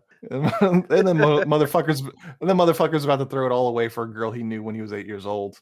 Yep. Holding She could have hands. completely changed. Yeah. Holding hands with her right in front of his wife, telling her that he thinks about her every fucking day. That's fucking creepy. He's supposed to be the good guy, like Mark said, right? Like, he views himself as this messiah. Yeah. He's the hero of the story. Right. So this is okay then. He's pining over an 8-year-old, essentially. Yeah. It's not even like a villain story where they're the hero of their own story. Right. He's just the hero. Yep. Through thick and thin. Yep. Emily is suspicious to say the least, but she can't concentrate on that for too long because then Jim comes over to sexually harass her and drunkenly knock over a plate of food. Which is perfectly fine in the next scene. Yeah. Yep. Oh, yeah. Why does he frame it from like the waist and not showing the full body? Look, if you told me that they weren't there that day on set and they shot that scene or they dropped out of the movie, I wouldn't be super surprised. That would make sense, right? It's 2 different actors. Yeah. I know like Tommy Wiseau, he just like shot scenes with completely different actors stepping in and didn't hide them. So, at least Neil Breen made an effort to try and mask it.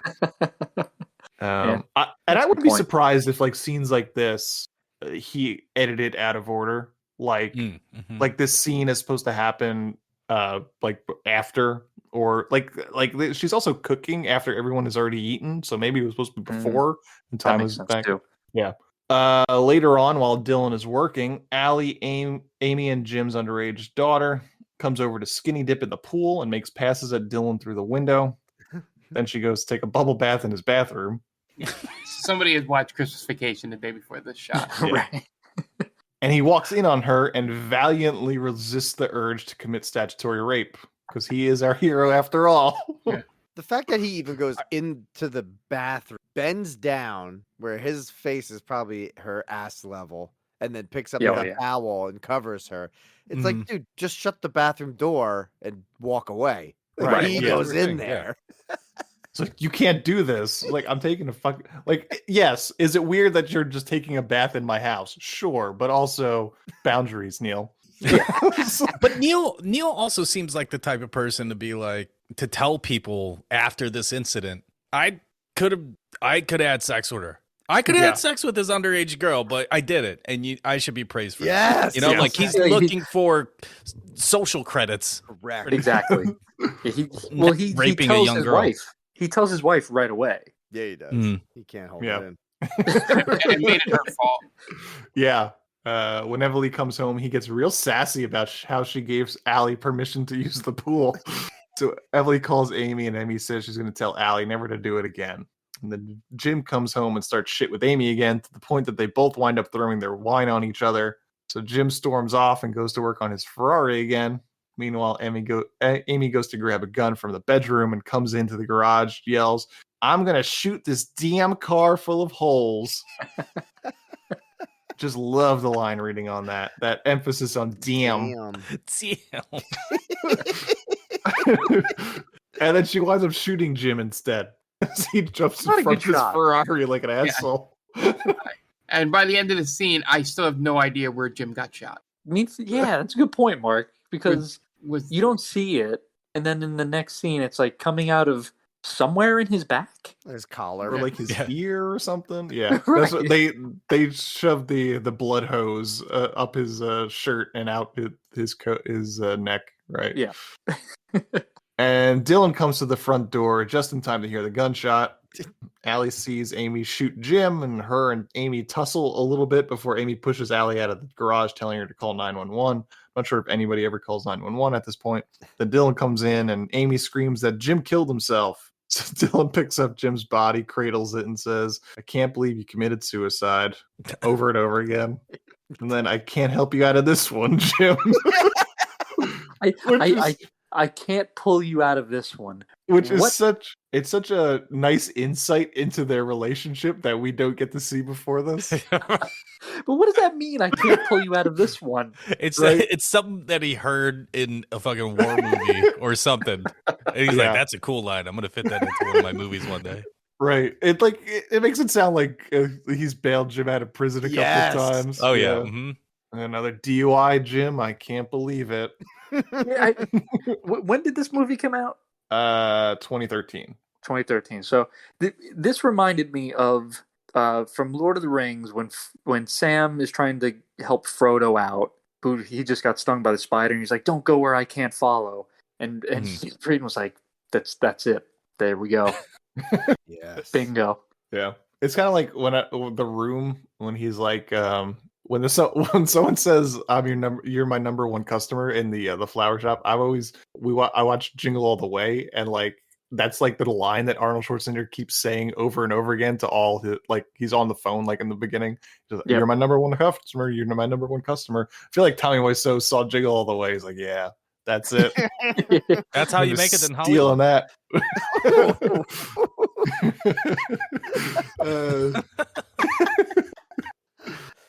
So Dylan is just so distraught, he can't help but repeat, "I can't believe Jim committed suicide," even when he's back home in his office. And then he takes a nap on his many laptops and has a dream where he's naked in his trash bag decorated garage again.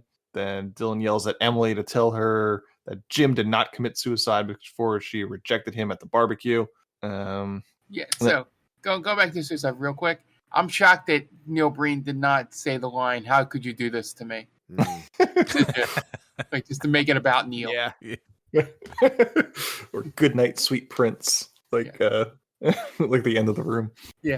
Emily tells Dylan that he's better off without her, and he says he's here to support her. He goes back to slapping the keys on his fake laptops when he gets a call from his publishers again, and he just gets so mad about people that are trying to give him money to write a book, saying that he's not going to sign any contract, and he's not going to give them a second book. "No more books," he shouts. Then he just throws them too. Then he has visions of him and Leah in the garbage bag room, naked. I guess that's Leah. I never see her face. Supposed to be. I think it's supposed to be her, but I don't think that's her as the actress. Yeah, I agree with that. Is it because of the? Are we all just agreeing that she didn't seem like she'd have that side boob? Absolutely. No. Absolutely. Yep. Maybe, She doesn't. I think it's Jim's wife. Yes. And I also think maybe. Jim's wife is the girl that comes out of the Rolls Royce. I think so too.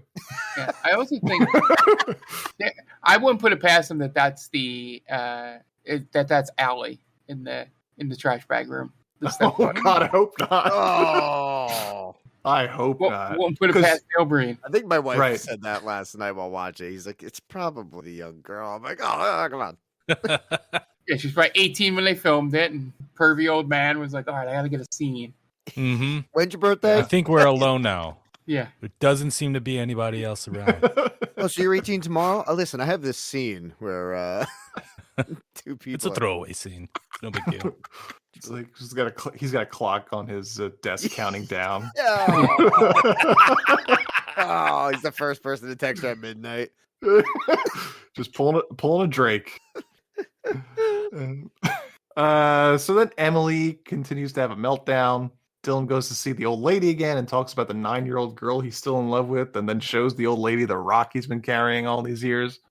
He goes to see his psychotherapist, who is still trying to get him to take pills, which I feel is autobiographical. It turns out that Emily told Dylan's psychotherapist about Dylan's research. Question for you. Yeah.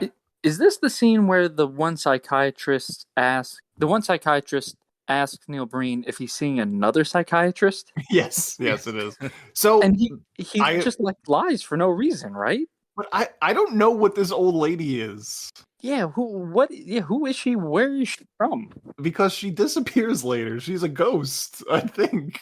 Oh, there's entirely too much disappearing in this movie. Yeah, because she's at that same office. You know, it's not like he's going to a completely different office. He's going to the same office every time. And sometimes it's the old lady, and sometimes it's the sort of German guy. who in back-to-back scenes at this moment there's a scene where he's wearing one suit and then like they do a cut to the sign again. Yes. And then in the very next he's shot, got that light blue completely suit. different suit. Yes. Amazing. Yeah. And then Dylan and Leah meet at the park, and Leah tells Dylan that she broke up with her fiance, and they confess their love for each other. They go back to where they found the rock, and the mushroom is still there. And it turns back into the box again, where they put more gems in it. And once again, it's a magical day. Meanwhile, Emily is gobbling up some pills and chasing it with "quote unquote" wine, and then passes out while Dylan makes out with Leah in the park. So while Emily is in her death rattles, Dylan and Leah fuck right there in the park. They're doing their own rattling. And Dylan comes home to find a dead Emily on the bed. And he says, "It was you. I know it was you. Not sure what that means." He's talking to the pills. It's like sometimes you gotta let the audience in on where you're going with this there, Neil. Just sometimes. Take us with you on this journey. And this is where he looks like the bad guy because he's cheating on his wife. Yep. Where it feels like he would have put himself as being cheated on. Right. I feel like in his mind it's justified because this is destiny, right? Like this is his long lost love. Yeah. Mm-hmm. I also I'm gonna theorize that this might be the mirror Breen. Ooh. Oh my God! Like Shadow Breen. Like I don't know if you guys are watching Moon Knight, but this could be Moon Knight Breen. You know? You're blowing my mind right now. It's Mr. Breen. He's Mr. Breen. Yeah, exactly. Is that Dress Shoes guy? I actually think it is Dress Shoes guy. Right. Oh my God. I think that's Shadow Breen. I think it's Moon Knight Breen. I would see his Moon Knight. So I guess this begs the question: is Neil Breen maybe a genius? Or a Breenius?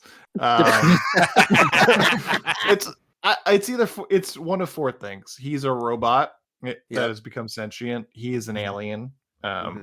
He's a genius, or he's money laundering. Right? It's only those four options. It could be a combination of few. Yes, I was going to say it's possible that you could take a little bit of each. Right. Yeah. He could be an alien AI. Yes. That's what I'm thinking. I think it's more of like AI David from Artificial Intelligence, the Spielberg movie. I think it's more like that. That is responsible for money laundering money. Mm-hmm. And that's why he always repeats the same themes like corporate greed and the government, blah, blah, you know, like that's all his programming allows him to think about. Sure. Back in his office, Dylan looks at the rock, which then disappears. Why? Who knows? And he has more visions of he and Leah in the garbage bag room. And he calls someone to tell them about his work that he's doing. And he talks to the old lady again for God knows why. Then forces Leah to watch him eat dry as fuck spinach salads in his office, which he then lets just fall over his desk. Yeah, it's a weird spot he puts it on. His filing papers. Like they're just papers he puts the plate on. Yeah. And then and I think again that lends merit to he's some kind of alien or robot. Like he cannot handle dressing. Yes. It would like gum up the works or something. That's his kryptonite. Salad dressing. His kryptonite's balsamic vinaigrette. He then lets Leah in on his plan to expose all the corruption and secrets. She tells him he's going to get himself killed by doing all this. He says she's the only one who knows, but yes, she's right. Other people know. And then Dylan has a freak out about how he's not ready to expose the world's secrets and throws his books all over the place, breaking a few of his many laptops. And then Leah goes back to her place and winds up getting attacked by a hooded street tough who knocks her out with chloroform, but drops the exact instructions on where he's supposed to take Leah. And then later, Dylan has a very natural conversation with her voicemail box at the exact location she was just kidnapped from, and he sees her purse and the note of where she was being taken. I would love to have that in other movies. just the narration of big moments and scenes. Yeah. The choreography of her and the kidnappee is hysterical. So it's like good. she's still trying to get by him because he's not holding her at all. No. Yeah. She's bumping into him, and all she has to do is like turn around and go the other way. Yeah. But she's just like, they just keep bumping into each other. Like, yeah, excuse me, stop trying to kidnap me, please. It's a failed spot in like a WWE wrestling match. Yeah. Right. You're supposed to grab me, and you completely botched it. So Yeah. now I have to do the work for you. It's like, you know how like sometimes they'll be like some directors, in order to get natural reactions, they'll tell one actor one thing and then the other actor another thing. Yep. It's like they told her that this was a kidnapping and forgot to tell him. Yeah. Take me already. Will you take me? Well, I also wonder if there is another layer above this kidnapper. Is he writing down these instructions from somebody? All right, so kidnap Leah. She is here at this address. Or like, where's this coming from? I just love this guy sitting down and writing down all these instructions to kidnap this person, and then just fucking leaving it at the scene of the crime. He's just very organized. Yeah. Is it coming from the guy with the shoes, the dress shoes? I don't know. Could be Moon Knight Breen. Who knows? Right, Moon Knight Breen is trying to kidnap her so he can go save her and be the hero. Right. I wouldn't put it past Neil Breen if that's how he did it. No, that's what it's got to be. Oh, that's like a perfect murder. That's like Michael Douglas, Gwyneth Paltrow shit. Movie. He winds up at a storage facility and finds the kidnapper asleep outside of a trailer where he's keeping Leah, and Dylan knocks him out with an empty bottle. Then they bamf into the trailer to save Leah, and then he tells her he's going to get her out, but she has to keep the blindfold and gag on so they can bamf through the door. Allie shows up at Dylan's house for some reason because we didn't want to lose this thread, and he screams in her face that she needs to leave. And she tells him that the cops are at her parents' house talking to Amy, and that Amy actually killed Jim and made it look like an accident. So Dylan yells in her face again, telling her to tell the police and leave. So at night, the dress shoes guy comes into the house, and he may be a ghost that just decides to dick around with the furniture for no reason. And then Dylan jumps awake, sneaks out of bed, and then leaves. Then calls the landline and leaves a message for Leah. He tells her that he has to go out of town for the day, and that he'll be back soon, and that everything is okay. He drives through the desert and then walks further into the desert. He stumbles across a mystical book in the desert and tries to ask it questions, but it just disappears on him. I was really hoping he bumped into a car. So this is where everything starts to disappear, right? Yeah. Then he tries to go see a psychotherapist who isn't there, and then he sees the old lady who also disappears. And the dress shoe guy comes back at night, who then starts bleeding everywhere and disappears. In the morning, Leah wakes up with some sort of tassels on her chest, and he says that a friend left them for them that night. Psycho behavior, I man. think I'm all in on Moon Knight Breen. Suddenly Dylan is having a press conference in front of the Hall of Records, talk about how much he's hacked and all the corruption he's uncovered. With him there are a group of CEOs, senators, all high-profile people who have been exposed by Dylan's hacking. And they're happy to be there. Oh yeah, They're pretty excited. Absolutely. How did they all get here? How did everybody? Dylan? Was Dylan like? I'm calling a press conference. I'm gonna call all these people out. President of the bank, I'd love for you to attend. Your presence is required. To fucking kill yourself if you like. I just love to know how this all came about. Just punch and pie at the bottom of Can I tell you guys? I think my wife thought a woman squealed at that part where the first person kills themselves. I cackled laughing. So you were the woman squealing. I was the woman. I was like Ned Flanders with the purple drapes. Because it's just so out of left field. I was not expecting it. Yeah. and they all inexplicably just start killing themselves one by one. The first CEO shoots himself in the head in the middle of the press conference, the old Bud Dwyer style. Yep. Senator goes Thunderous home. applause. Yes, everyone loves it. Good. And I'm glad you said that. I was going to make a Bud Dwyer reference, but I didn't know if everybody would have gotten it. There you go. Yep. Senator goes home to hang himself. The president of the bank shoots himself too. A congresswoman goes home and sits in her car in a closed garage. Insurance company CEO swallows some pills. And a Wall Street bro goes home to slit his wrists in the bathtub. in no water. Yeah. And So the that would have alcohol. taken forever. And his little cup of alcohol on the soap.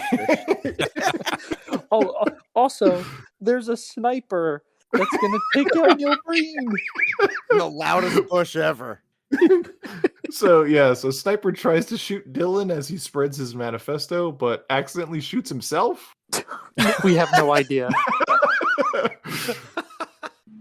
And Dylan puts the power back in the hands of the people by exposing the corruption. If this was Tom Hardy in a Bane mask, everyone would think this movie is a masterpiece.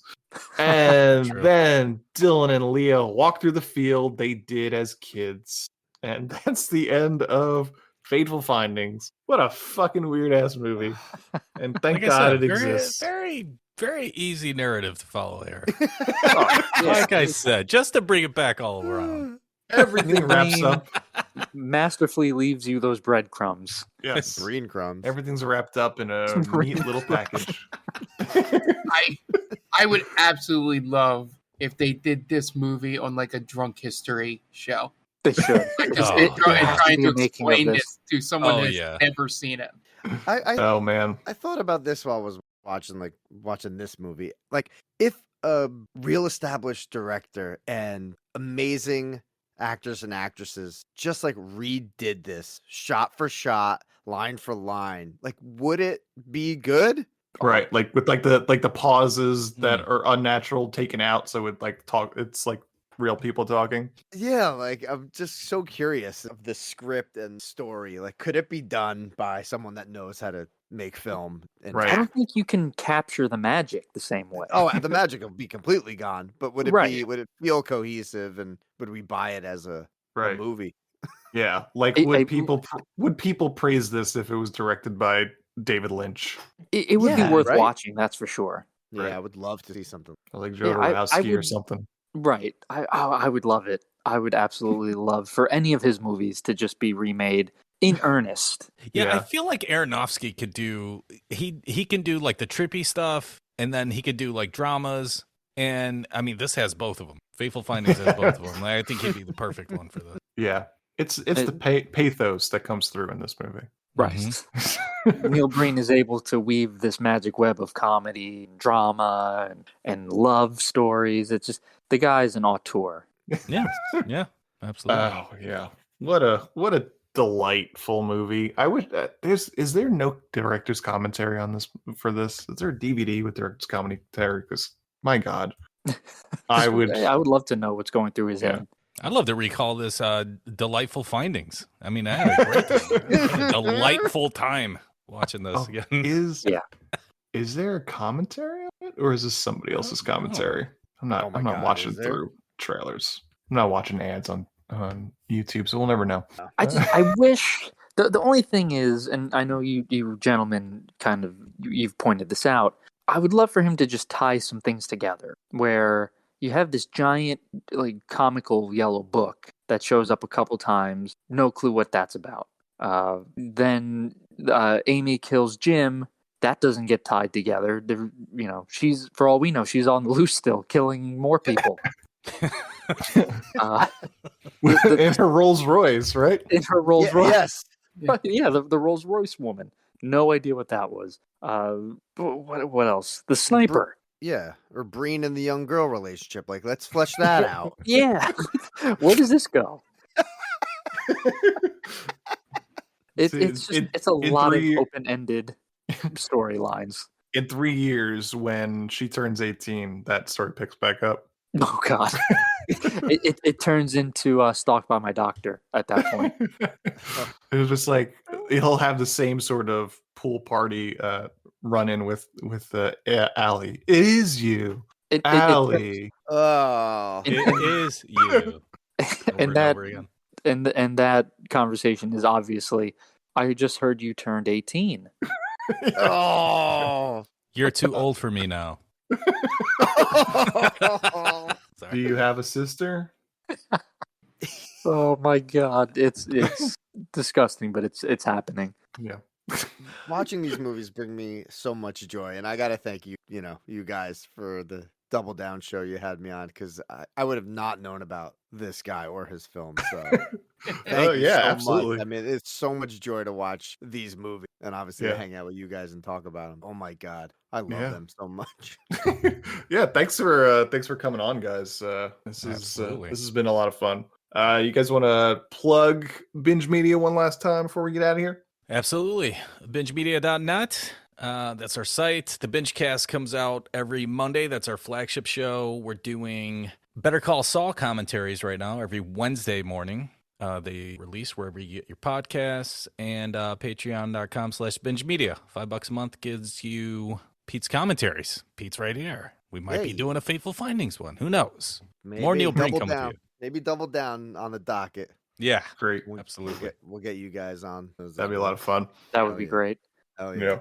All right, that's Fateful Findings this week. Thank you guys so much for coming on. Our socials, listen to after this. We'll play those socials for you. That's the movie. That's kind of that's it. I don't really know how to end this because it's neither does he.